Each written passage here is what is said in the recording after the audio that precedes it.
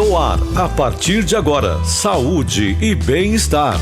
Entrevistas e assuntos relacionados à sua saúde, com dicas e informações especiais para que você tenha melhor qualidade de vida. Saúde e bem-estar.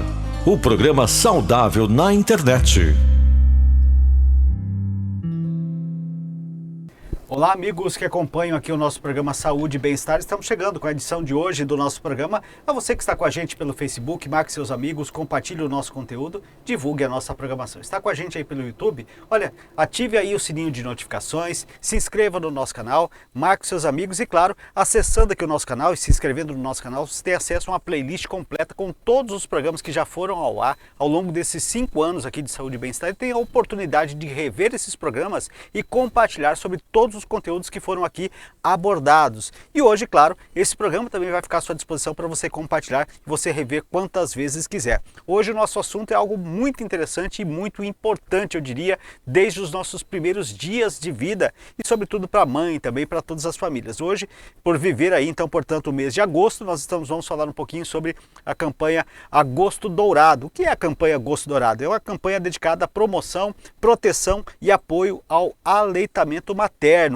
O termo dourado foi escolhido porque o leite materno é considerado o alimento mais valioso do mundo, como é o ouro, né, sendo fundamental para o desenvolvimento saudável do bebê. Quem vai nos ajudar aqui ao longo do nosso programa de hoje, nesse bate-papo, entender um pouquinho dessa importância, de como se deve fazer, de como se deve proceder essa questão do aleitamento materno, eu vou conversar com a Simone Pinilla Espinosa. Ela que é fonoaudióloga, tem uma vasta experiência nesse setor e vai poder compartilhar com a gente aqui essa sua experiência. Primeiro, quero te agradecer de aceitar o convite, de estar aqui com a gente para a gente falar de algo tão importante, né? Eu trouxe aqui esse pequeno panorama dizendo deste ouro que é a alimentação materna e é assim mesmo que deve ser encarada, né? Boa noite. Boa noite. Primeiro eu quero agradecer o convite da Grande FM, tá? Para falar realmente de um assunto que eu sempre falo, que é o que faz meus olhos brilharem mais forte, né? Como fonoaudióloga, a gente trabalha com todos os órgãos da amamentação, mas falar do agosto dourado e falar do melhor alimento que o bebê pode receber a partir do nascimento realmente é muito importante. O leite materno ele é considerado ouro, realmente é ouro, né? Por isso que a gente fala que é o agosto dourado. A gente sabe que o bebê ao nascimento recebe o colostro, que é a primeira imunidade que o bebê vai receber, são as primeiras vacinas do bebê, porque a gente não consegue ter na nossa cadeia um outro tipo de alimento que seja tão específico. Até mesmo os bebês prematuros, que de pequeno peso, 800 gramas, 1 quilo, a gente tira ali o colostro, uma gotinha do leite, desse colostro que é o leite materno da mãe, e a gente passa na bochechinha, mesmo ele estando em pausa, para ele poder já ter essa imunidade. Olha só que interessante, né? Isso realmente explica muito esse termo do ouro estabelecido aqui. Mas óbvio que quando eu te apresento como fonoaudióloga, as pessoas começam a pensar, mas o que tem a ver esse profissional desta área que trabalha sobretudo a questão de voz e tudo mais, uma série de outras circunstâncias que o fonoaudiólogo pode ser fundamental. Aí pergunta, mas o que tem a ver o fonoaudiólogo com o aleitamento materno? Eu queria que você explicasse um pouquinho essa relação. Com certeza. Os órgãos que a gente usa para sugar o seio, para mastigar e para falar são os mesmos. Então, a partir de uma boa amamentação lá no comecinho, essa criança ela vai desenvolver esses órgãos e apresentar uma boa mastigação e a probabilidade de também ter uma boa articulação, ela acontece. Por isso que o fonoaudiólogo é o profissional adequado e indicado para trabalhar com aleitamento materno, porque ele trabalha com língua, lábios, bochecha. Então, a questão da amamentação está relacionada com os órgãos fonoarticulatórios. Isso é tão interessante que você coloca, porque a gente é muito comum a gente ouvir de mães que tentei dar o seio para o bebê, ele não consegue, ele não tem dificuldade para fazer essa sucção. E aí onde entra talvez o papel importante que vocês têm, porque existe isso mesmo. Às vezes a criança ela não está preparada ali para fazer essa sucção da maneira correta. E aí eu queria que você falasse como é importante essa sucção ser feita da maneira correta, inclusive para melhorar essa capacidade dessa musculatura orofacial desse bebê. Então é importante os pais estarem atentos a isso, né? Sim. O bebê ele nasce pronto. pronto, eu falo que nós somos mamíferos, nascemos para amamentar e para sermos amamentados. Então, o natural é que o bebê consiga sugar de forma adequada o seio materno. Mas, claro, a gente encontra alguns bebês que, por algum motivo, têm algumas dificuldades. Um bebê que, na hora do nascimento, sofreu uma falta de oxigênio, um bebê que nasce extremamente prematuro, um bebê que pode ter uma fissura lábio-palatal, um bebê que tem o frênulo encurtado. Então, essas crianças, ao nascimento, eles podem precisar da ajuda do profissional, que é o fonoaudiólogo, para estimular, trabalhar essa musculatura e adequar o bebê ao seio de uma forma que ele consiga extrair o leite com bastante eficácia. Então, aí que entra o fonoaudiólogo nesse momento. Eu gostaria que a senhora falasse um pouquinho de alguns sinais, porque às vezes a mãe ela pode se enganar, está ali com o bebê no seio, no colo, achando que ele está se amamentando da forma correta e quando na verdade não está. Quais são os sinais perceptíveis que essa sucção, que essa pega não está sendo feita da forma adequada e até para que ele possa ter essa alimentação na quantidade suficiente? Então, a grande dificuldade é que o seio materno não é transparente, né? Você põe na mamadeira lá 30 ml, a gente fala, mamou os 30 ml. No seio não é isso. Então, o que a mãe pode observar? Primeiro, o bebê começa a ficar longos períodos sem acordar, fica muito sonolento, é sinal que a ingesta está sendo baixa. A mãe refere dor, fissura, né, sangramento. A amamentação ela precisa ser prazerosa. Sim. Se esse seio está sendo machucado é porque alguma função na hora da amamentação não está acontecendo de forma correta.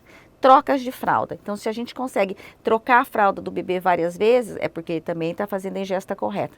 Fazendo cocô também, né? Ganhando peso, ficando saciado. E o sinal que eu acho o mais adequado é quando eu falo que eles estão embriagados de leite, né? Então eles mamam e de repente eles jogam a cabeça para trás e aquele leite escorre aqui nas laterais, nas comissuras labiais e o bebê fica prostrado, sonolento e entra em sono profundo. Isso são sinais de que o bebê está mamando. Agora, quando é um bebê que fica muito irritadiço, não ganha peso, faz pouco xixi, o xixi está com a coloração muito escura, né? Isso é sinal de que o bebê não está mamando bem. E principalmente, não pode doer. Se está doendo, é porque alguma coisa está errada e o bebê não está extraindo leite de forma correta. Agora, Simone, a gente falou agora há pouco da importância dessa observação do bebê, se ele não tem algum problema dentro da sua musculatura facial, enfim.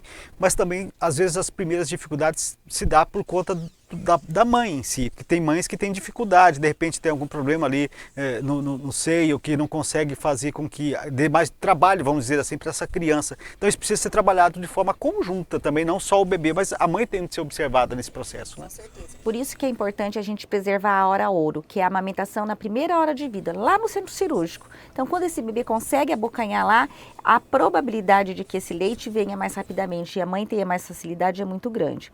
O que pode acontecer? Quando o bebê nasce de cesárea, a mãe fica várias horas deitada na posição totalmente horizontal. Então essa mama ela fica mais esplanada. Sim. Às vezes para o bebê abocanhar, ele não consegue. Então acaba tendo uma dificuldade maior e aí ele pega errado, mama pouco ou então acaba machucando o seio materno. Então a mãe também precisa ter essa percepção.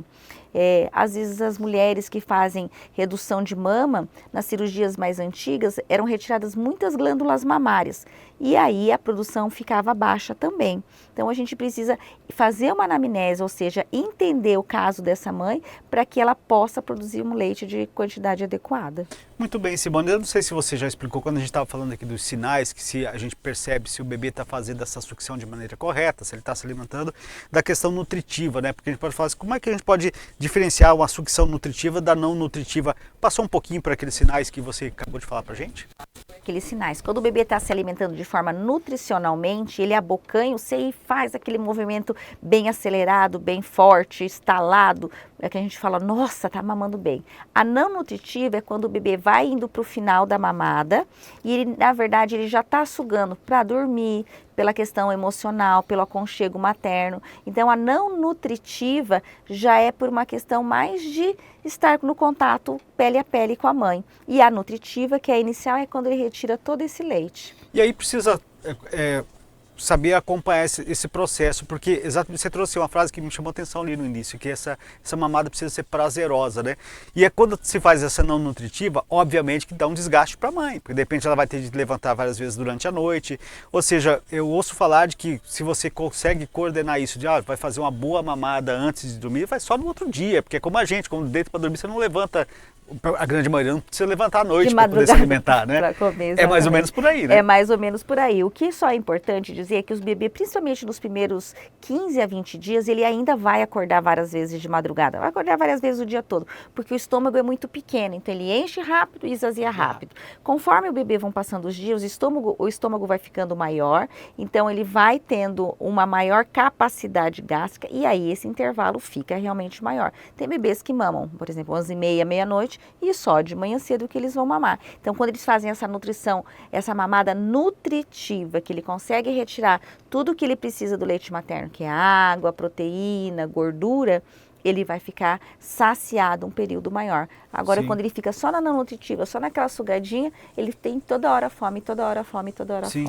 Porque nós estamos falando de um ser em adaptação também a tudo, né? Porque antes ele estava lá no ventre da mãe e recebia tudo de forma involuntária. Aqui não, ele precisa se ambientar, ter um ambiente, tem tudo isso que acaba influenciando, inclusive nessa própria rotina dele como um todo, né? Com certeza. Existe uma coisa que a gente chama de estrogestação, que é o bebê ainda não se identificar como indivíduo nos primeiros 3 meses de vida. Então, ele está se ambientando. Eu também sempre falo para as mães, falo assim, gente, nascer deve ser a pior experiência do mundo. Porque imagina, o bebê está dentro do útero, quentinho, quietinho, sendo aquecido, alimentado, né, ninado, tudo bem certinho. De repente ele nasce. Aí ele tem que dar conta de já se aquecer sozinho, ele precisa respirar sozinho, ele precisa mamar sozinho. Então isso aí, até ele se adaptar ao mundo, né, passa um processo. E a mãe também, ela está aprendendo. Eu também falo que a mulher, ela não nasce mãe, ela se torna mãe. Então, a partir do nascimento daquele bebê, é que ela vai se tornar mãe e vai conseguir entender o que significa cada característica, cada sinal, né, que o bebê vai dando. Muito bem, nós estamos falando aqui desse bebê que está lá e que vocês fazem esse trabalho de acompanhamento. Aí vocês identificam que há algo que não está correto dentro de todo este processo. Quais são os primeiros passos? De que forma isso pode ser corrigido? De que forma há necessidade de uma intervenção do profissional para tentar colocar esse bebê dentro daquilo que a gente pode considerar uma mamada adequada?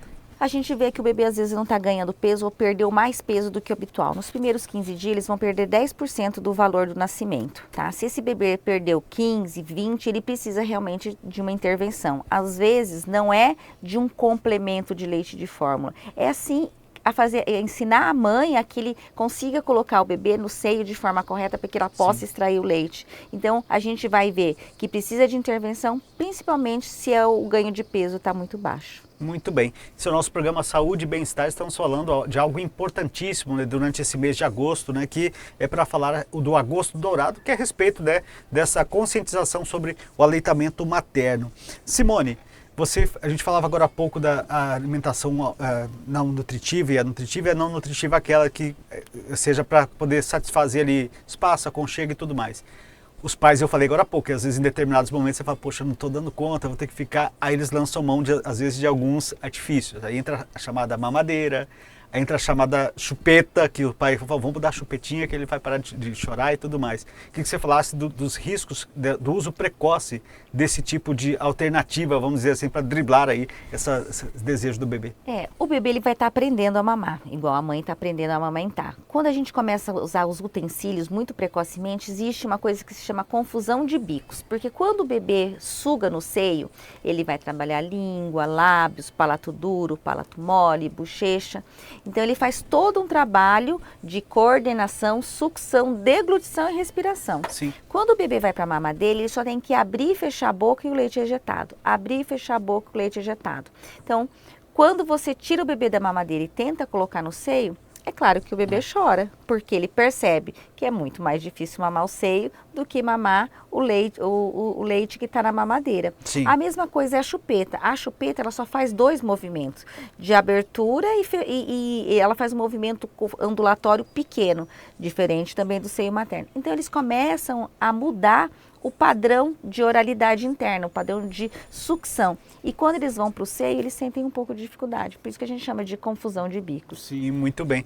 E aí, falando a respeito disso também, a gente, pelo menos, me corrija se estiver errado, a orientação é que pelo menos se faça a amamentação materna pelo menos até os 6 meses. E aí, nesse período, nem sequer água precisa ser dado para o bebê, nem outro tipo de alimentação, né? Então, você tem esse período aí.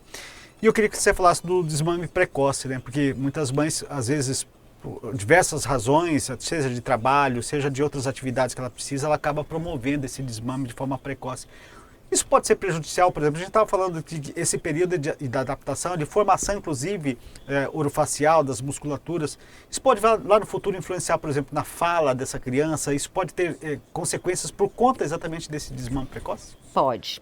Bom, a Semana Mundial de do Agosto Dourado, ela tem também o foco principal de informação, né? A gente tem que informar essas famílias de o que esperar e como acontece. O bebê que é desmamado precocemente, ele pode sim ter prejuízos de arcada dentária, de uma hipotonia, que é uma flacidez de lábio, bochecha, e precisar de um atendimento fonoaudiológico lá na frente para instalar alguns fonemas, ou precisar de um atendimento odontopediátrico para colocar um aparelho. Então, isso realmente pode vir a trazer. Não são todas as crianças, claro, mas pode vir a trazer.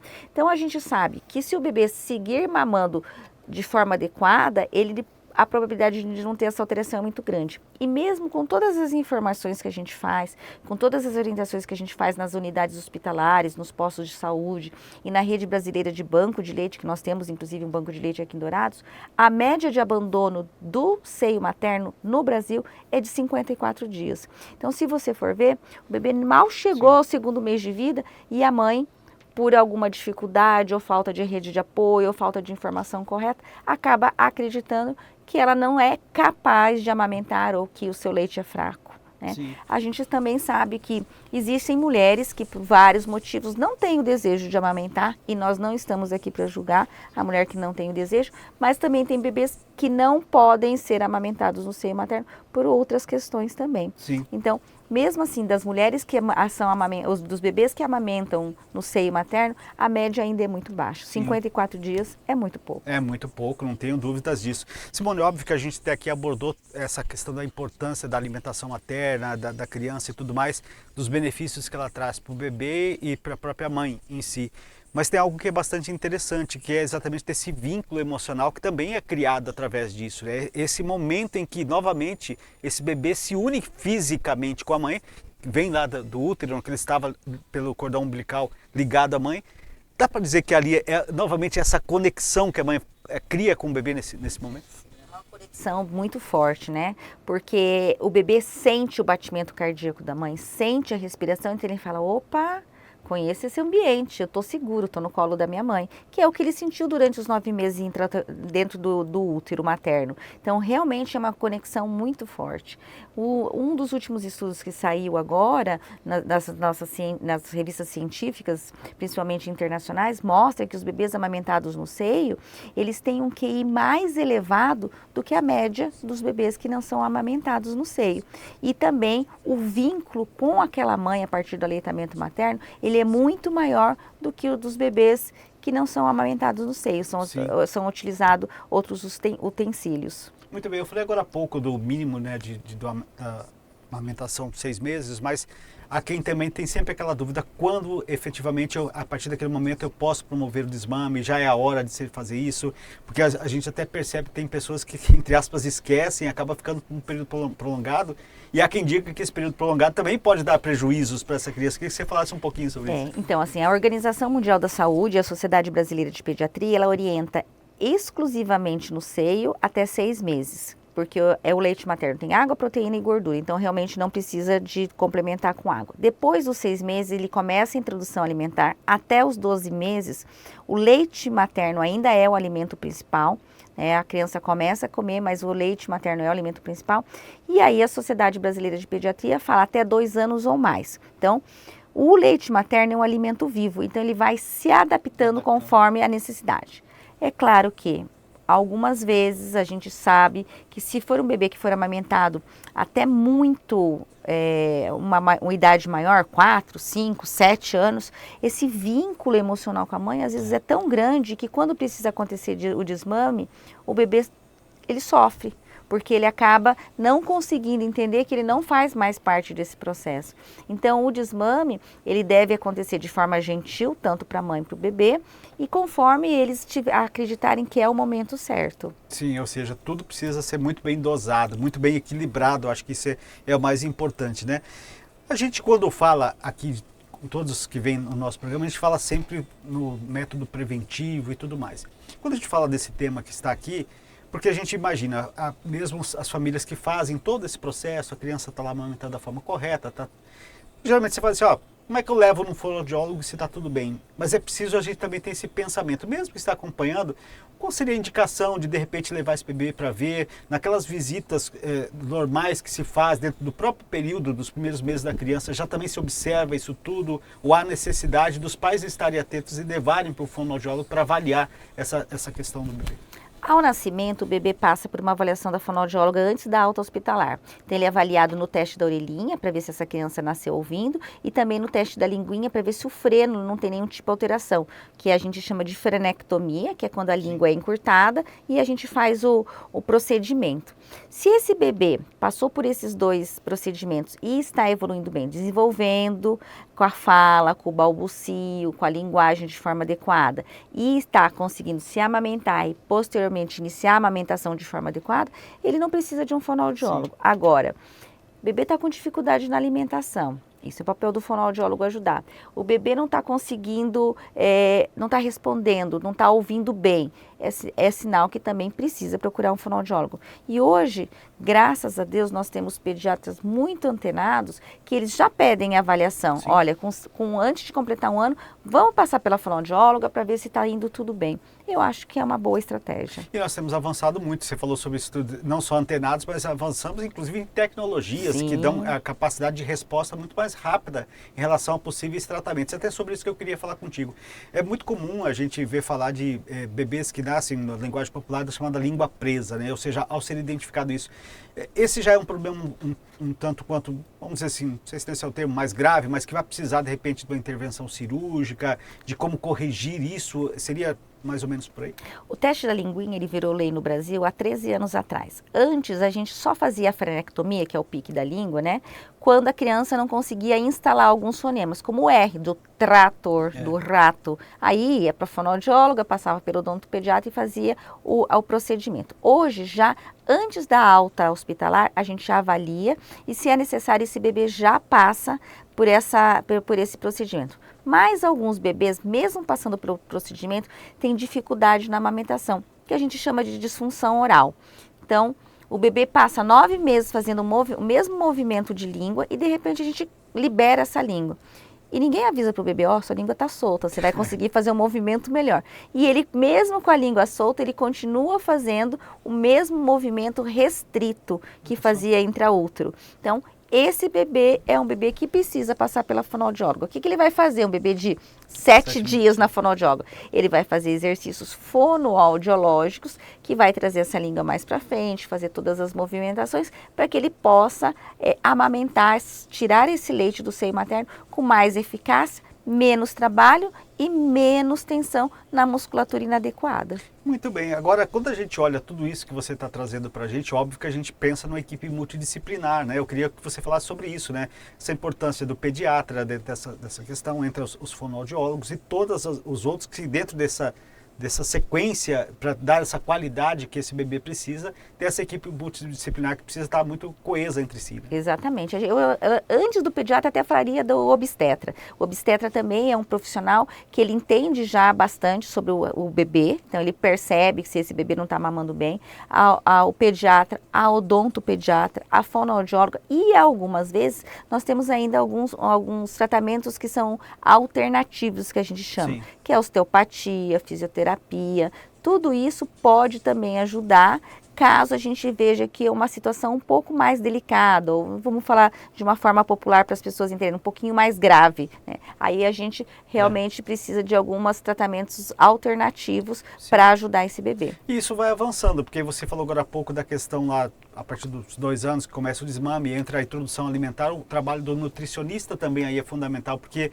às vezes é nesse primeiro momento é que você vai ditar para essa criança o que ela vai, de que forma essa alimentação saudável vai ser feita para o restante da vida. Exatamente. Lá no meu consultório, eu levo isso muito como o habitual. O bebê vai começar a introdução alimentar, eu peço uma avaliação da nutricionista. Por quê?